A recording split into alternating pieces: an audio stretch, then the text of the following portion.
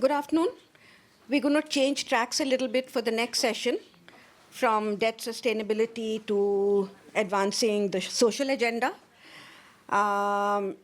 Much was said in the earlier session on new wine in an old bottle. I'm tempted to say this isn't even new wine when we are talking about the challenges of health and food insecurity and nutrition insecurity. These are all old issues. But perhaps at some level, the environment within which we are referring to these is changed. Whether that constitutes a new bottle or not, I don't know. But we've all talked about in the morning, to some extent now, on the considerable complexities of the world today with geopolitical shifts, economic fragmentation, protectionism, climate change, conflict in various parts of the world. The list is very, very long of the challenges facing the world.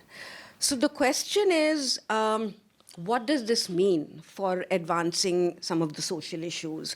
Health, food security, nutrition, social protection, etc. Can it be business as usual in terms of addressing these? And when I say addressing these, we're obviously talking about countries of the global south. What that means we will come back to. But let's say LICs, LMICs, etc. Or is new thinking required? Till now, there have been global institutions, global governance platforms. There was reference to multilateral development platforms and how relevant they are today. The question that's been asked often is to what extent they are actually effectively addressing equity on some of these social issues across the globe, or are new institutions and new forms of governance needed? Does the global south need to collaborate with each other much more? In a sense, that's the question we're asking. Countries of the global south have demonstrated an interest, a willingness to come together much more than before. The BRICS group has expanded. The G20 included more countries from the global south. There is more, non-alignment, et cetera. Having said that, the question which was alluded to in the previous session, what is the global south? It's not a homogeneous entity. Countries that are referred to as the global south are vastly different in terms of their economic position, their political position, their governance, etc. So is the term global south even politically salient? So within this bottle, new bottle, old bottle, wine bottle, whatever it is, we're going to look at what sort of collaborations make sense to advance the social agenda within the global south. And to discuss this, we have two exceptional people here.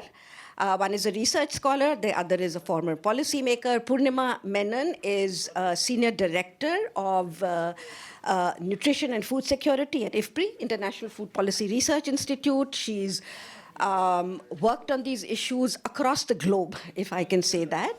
Eduardo Gonzalez-Pierre is a former Deputy Minister of Health. I keep saying minister, secretary is the term you use, from Mexico. Currently a Senior Technical Director at Palladium, so he brings a wealth of policy-making insights and expertise. Thank you both for joining us and for agreeing to do this. I'm going to start with the same question to both of you.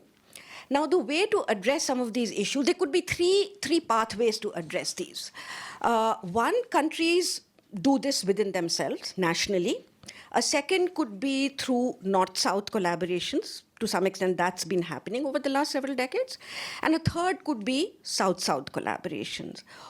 What would you say in terms of how effective is the third of these three in the current context that we are in?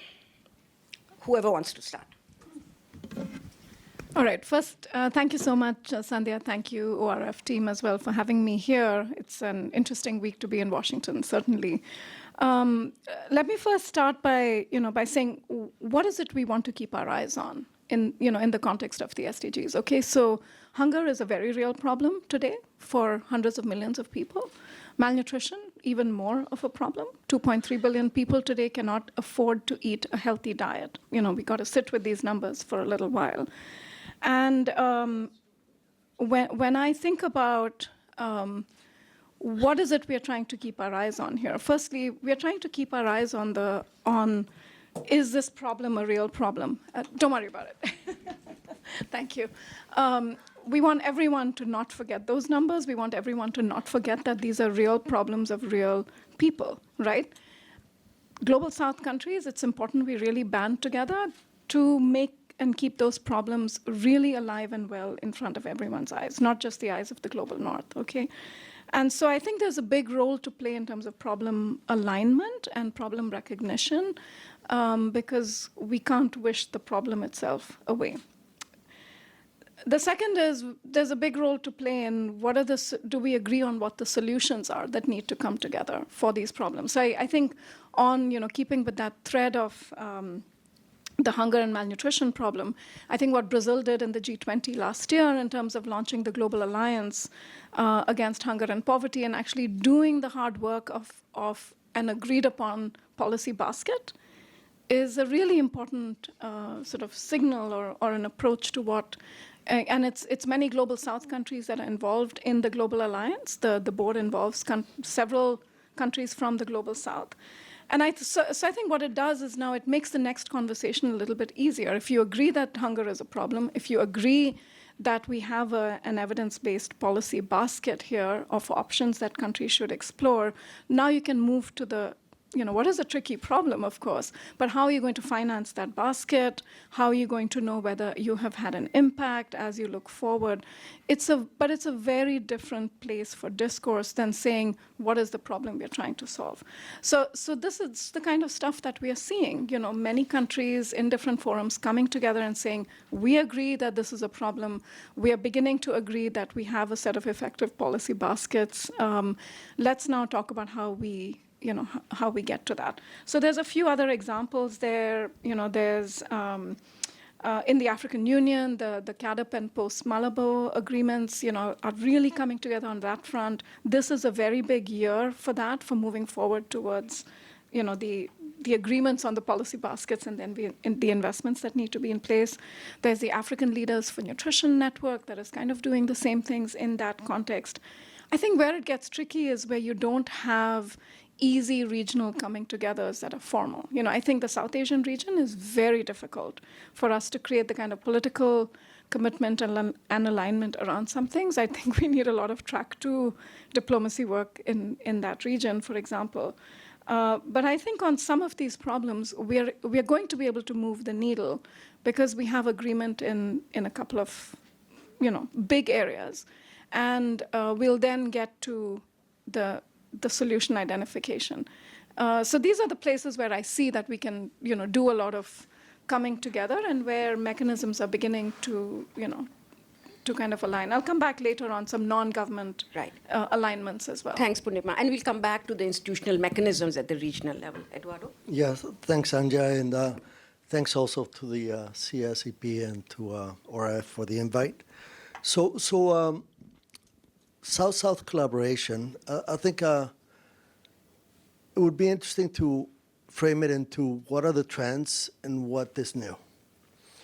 And talking about the trends, I think there's a growing realization, it's been over many years, that South-South collaboration has all these advantages, especially in crisis times. Just the similarity of the challenges, the way that you can connect and make things much more relevant. I think one of the biggest concerns we've had in terms of North-South collaboration is just the gaps in trying to apply and contextualize Northern challenges and solutions to the Southern context. And we have all these examples of how things are not sustainable just because they were not framed properly because of these gaps in income. There's much balance. I think another trend that is very important to keep in mind is that if you look at the share of global GDP that is accounted by the North over the many decades, maybe 5-6 decades ago, post-war, maybe 60% of global GDP was the North. You look at it now, I haven't seen the latest figures, but I would assume it's almost 50-50, however you defined. But let's say HICs, high-income countries compared to the rest of the countries, must be about half of that. And given the trends in growth rates, that share is going to be growing on the global south. So it makes sense that if the center of gravity economically is now shifting to the south, the sum of the BRICS and Mexico and other important countries, the innovation, which used to be an important driver of north-south relationships, now you can find it in the south. Think about pharmaceutical innovation, where you have a lot of the center of gravity in the south, in places like India, China, things like that. So I think if you look at technology, innovation, financial powerhouses, there's a lot more critical mass within South-to-South collaboration than there used to be. So it's only natural that if the center of gravity around these issues changes to the South, there will be more collaboration in the South. Now, that we knew. What is different, I think, and I think it's going to facilitate and catalyze South-South collaboration. Number one is the learnings, I think, from the pandemic. It's in times of crisis, there is a limitation to solidarity. To me, the example of vaccines was very clear. When it comes to things, most of it was kept in the North. There was no sharing. So the lesson learned is you have to watch for that. You have to understand that you have to prepare yourself.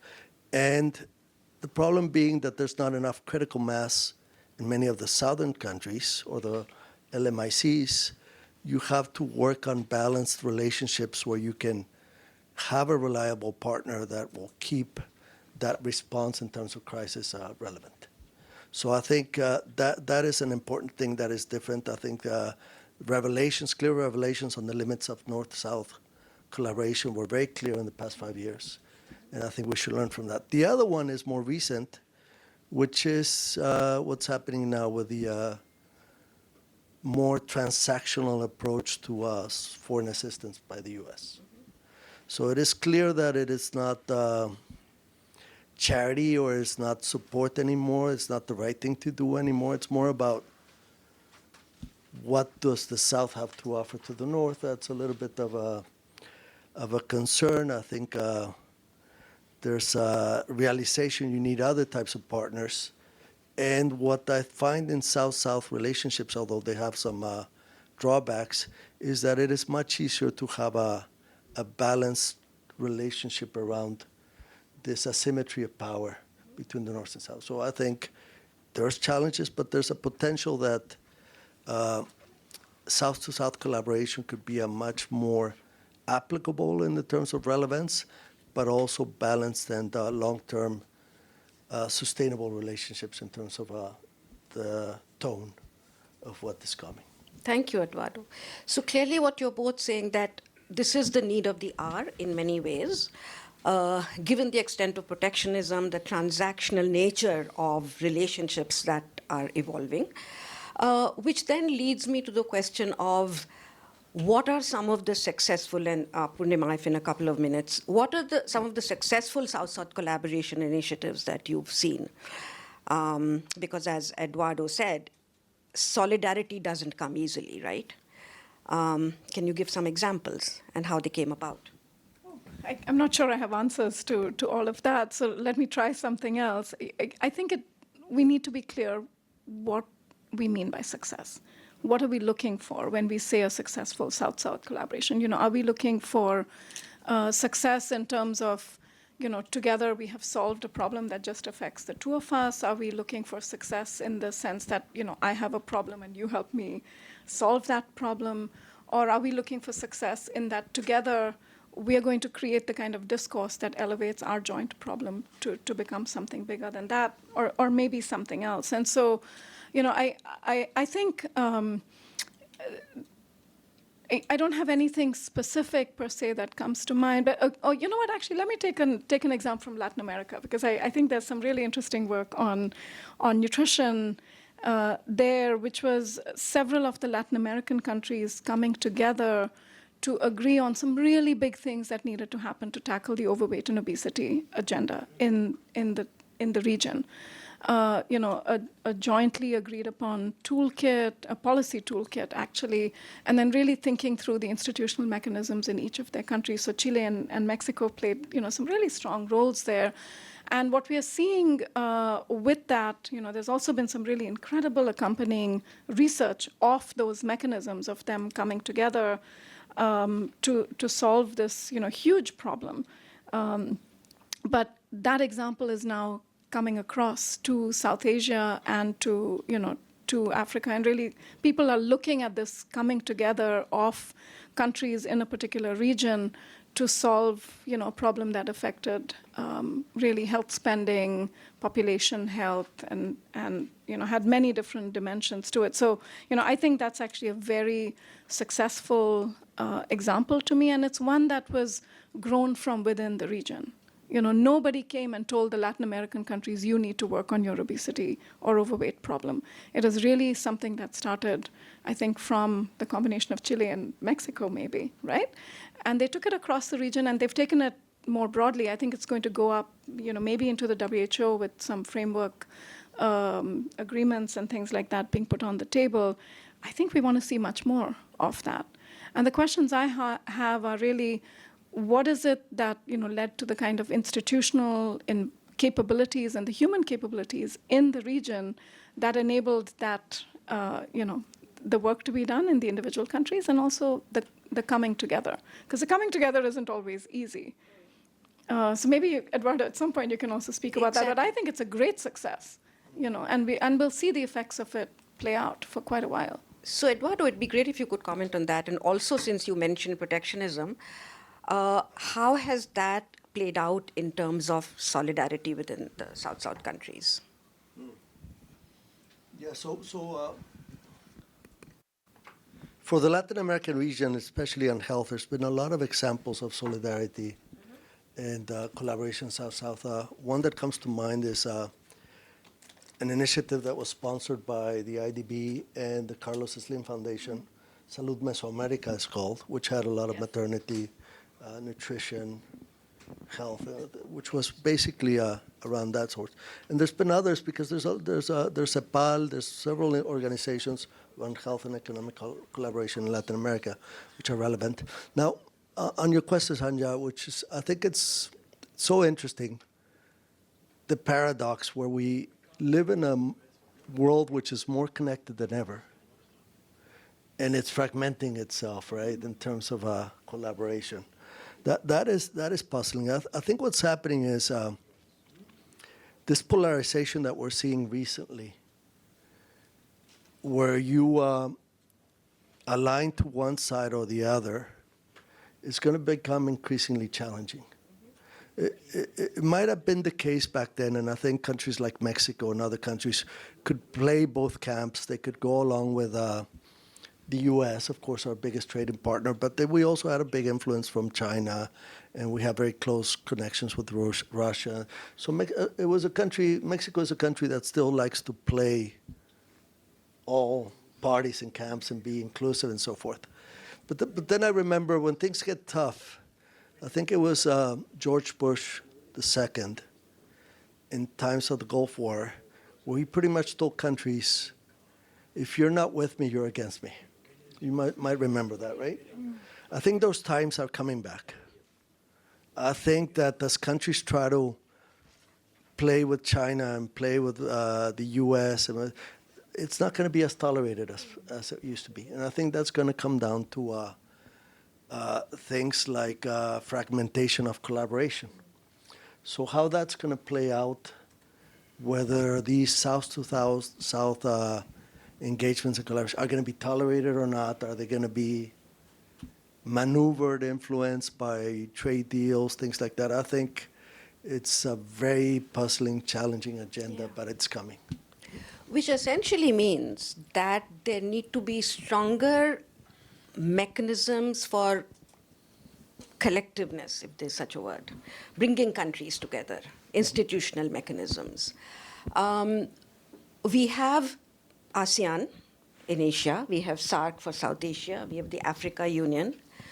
Do you think that these can serve the role in addressing the inequities within the social agenda within the global South? Because currently, they don't seem hugely focused on social issues, on health, nutrition, etc. So could these be effective institutional mechanisms, or newer forms of bringing countries together are needed, to the point that you made and Purnima made? And last question to both of you, a couple of minutes each. Look, I think we need all of that and then more. So let me talk about the AU. As I mentioned, the AU has really come together on aligning around a post-Malabo agriculture and food security agenda, which is very inclusive of development challenges that they've acknowledged for the continent on nutrition as well, for example. Okay, it acknowledges gender. They have an action plan that they've agreed on across the AU, have brought together different partners. So what's happening around that now is that other development partners, including people like ourselves who, do a lot of research and policy support in Africa, we're lining up around that regionally agreed upon agenda, which I think is the way to go. So what you'll see that agenda unfold. There will be investment plans around it, and there'll be enough sort of other discourse around it outside of those formal mechanisms that hopefully helps to further this. So I see I see a really strong sort of anchoring and shaping power, if you will, of some of those, and I think we'll see sort of differing success. I mean, the AU, it seems really strong right now. We know that there's a little bit of fracturing of some of the West African countries, and but this is natural. This is how these things will play out. But I think it still offers that mechanism, and we just really need to see how that unfolds. Like I said, I think South Asia is a much more challenging context, geopolitically and all of that.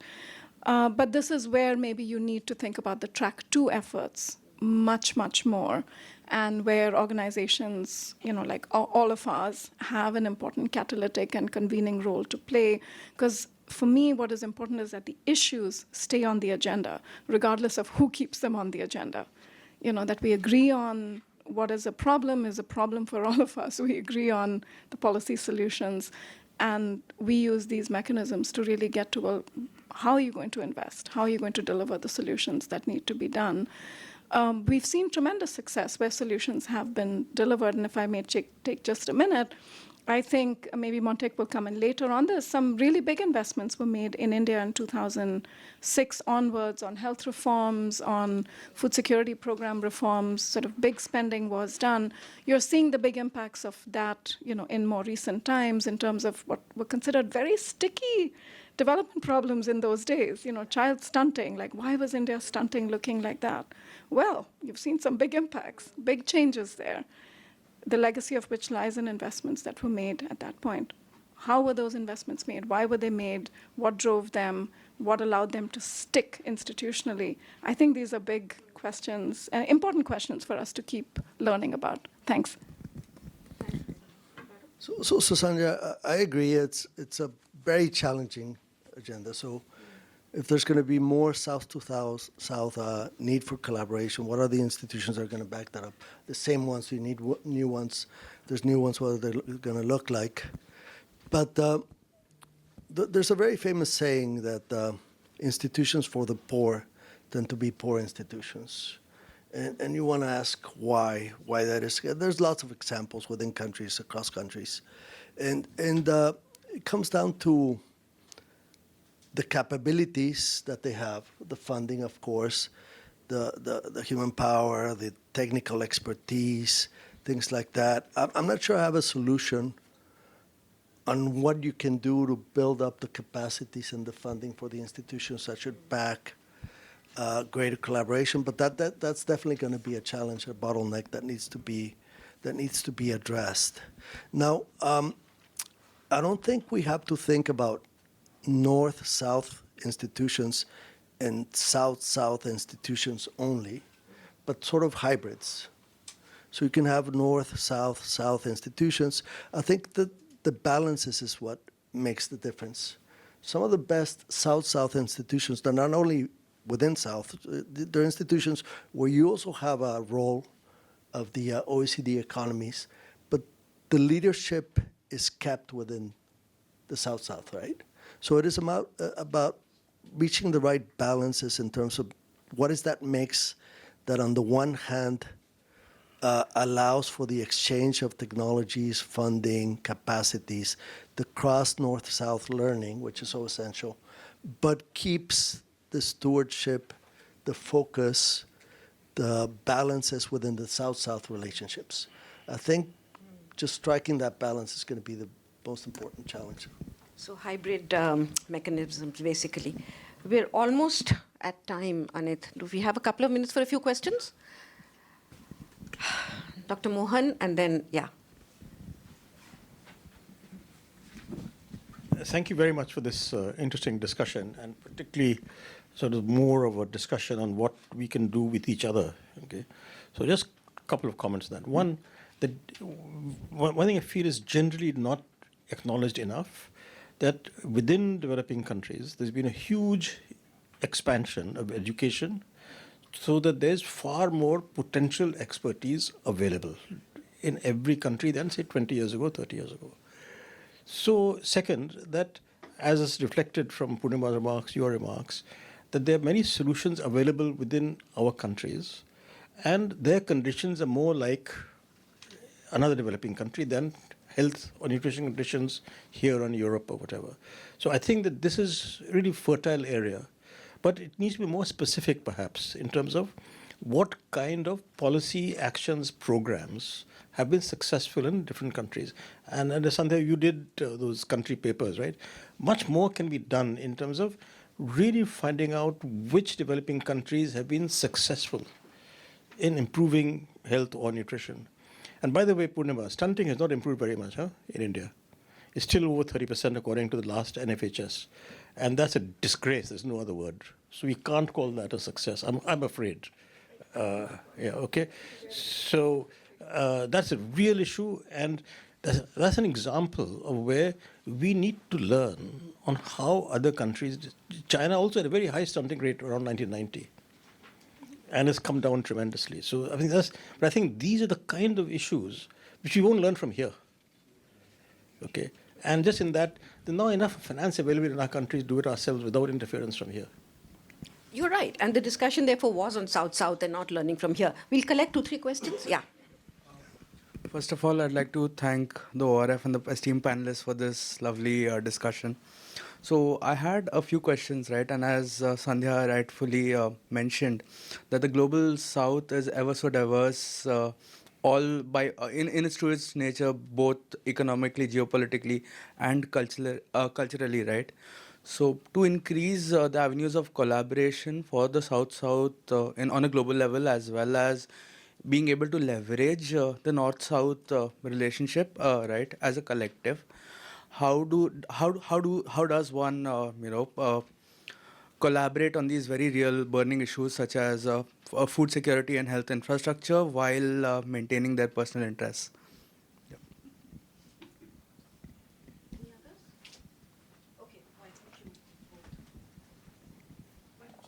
Okay, I'll go first now. So in terms of health, which I think is a paradigm, because the gap in health conditions across so many decades, mortalities, whatever, has converged. Just to name Latin America, the best health conditions in Latin America are no longer Canada and the US. I think Uruguay, Chile, Costa Rica, Cuba have better health conditions than in the US. And one of the things we've done in Palladium is, for example, in HIV control, there's so many lessons to be learned in Africa applicable to the US. So what has happened is that we're reaching a new paradigm where it's no longer, it's the other way around, in health at least.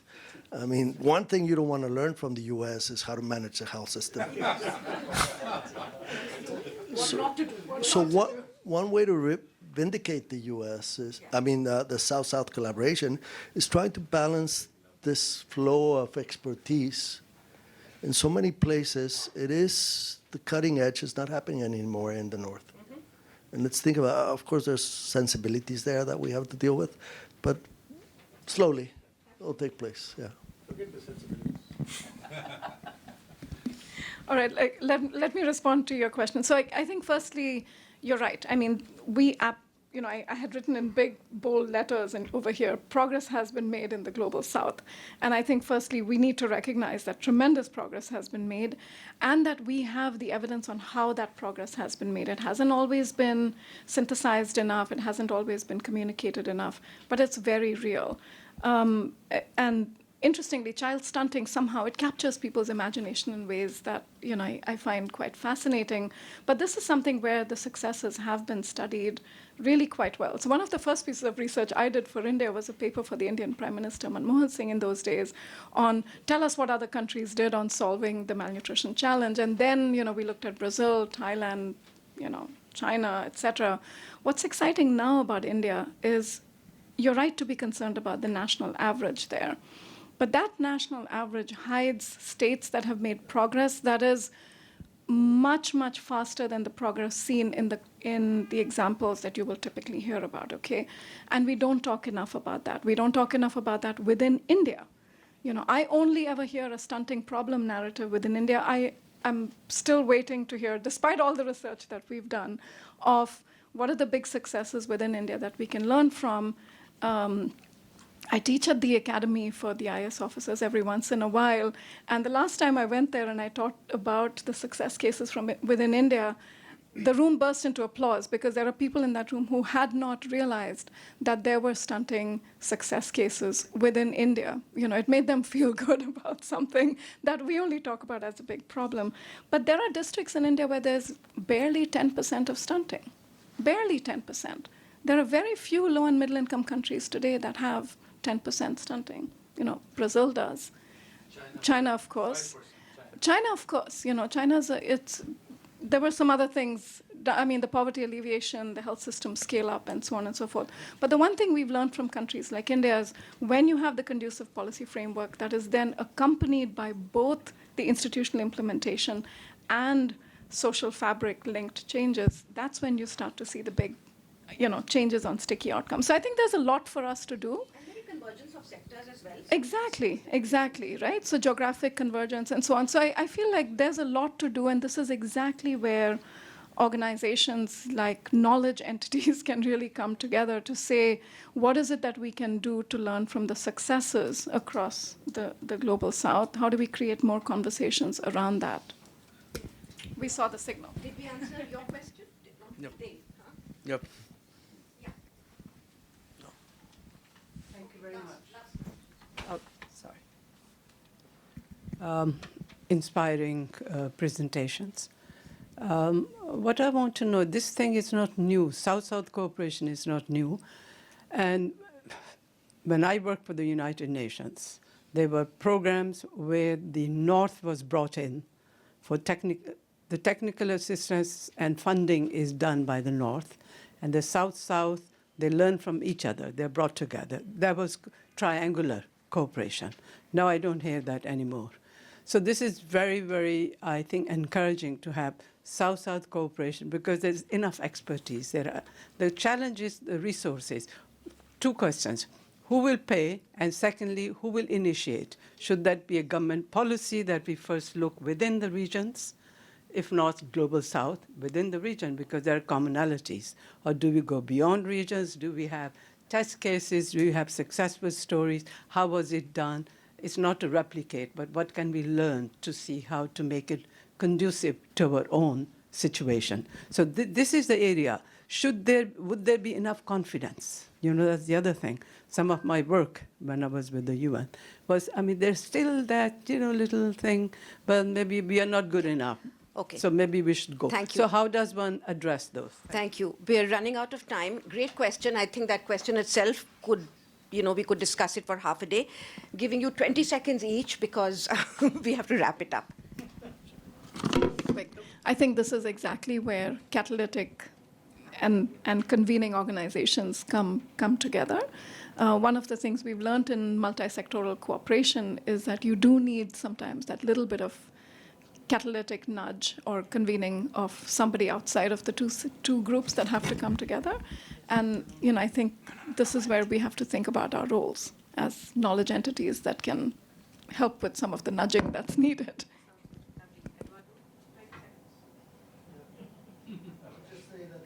The center of gravity has changed so much. There's so much funding in the South.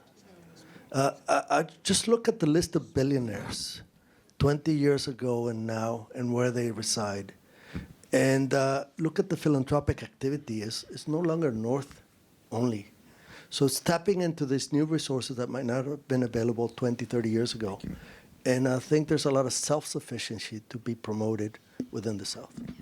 Thank you. We have to figure out ways of getting that money out of them. Much food for thought.